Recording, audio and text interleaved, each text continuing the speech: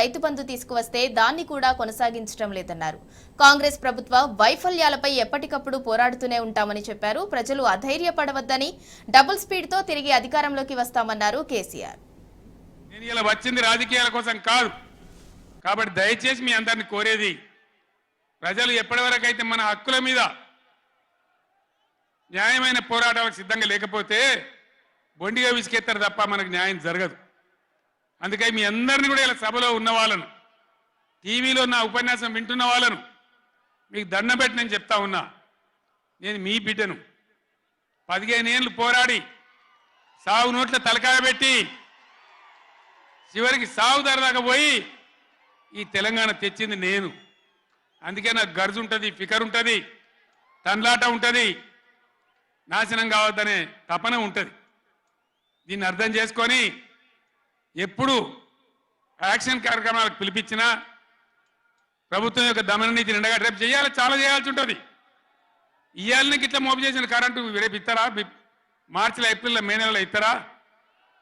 అసెంబ్లీలోనే generator తెచ్చిపెట్టిండ్రు, అంతపాటు గనులు. ఎన్నోసార్లు నేను చెప్పిన అసెంబ్లీలో మీరు విన్నారు. ఇదే నరేంద్ర మోడీ ప్రభుత్వం మీటర్లు పెట్టాలి, నా తలకాయ పోయినా సరే పెట్టా అని చెప్పిన నేను. 25,000 కోట్ల రూపాయలు ఇయ్యలే మనకి ఇవ్వాల్సినాయి, అయినా పెట్టలే. ఎందుకంటే నా తెలంగాణ రైతులు చెట్టుకోడు గుట్టకోడు అయినరు. హైదరాబాద్ పోయి ఆటో రిక్షాలు నడిపే గతి వచ్చింది.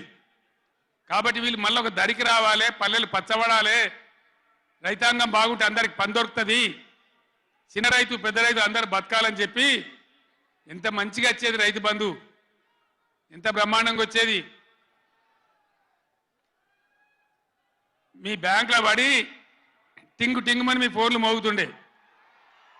ఇప్పుడు బ్యాంకులో వడులు లేదు, ఫోన్ మోగులు లేదు. ఏం మోగుతుంది అంటే రోజు అసెంబ్లీలో అరుస్తా ఉన్నారు పనికి మాలిన మాటలు.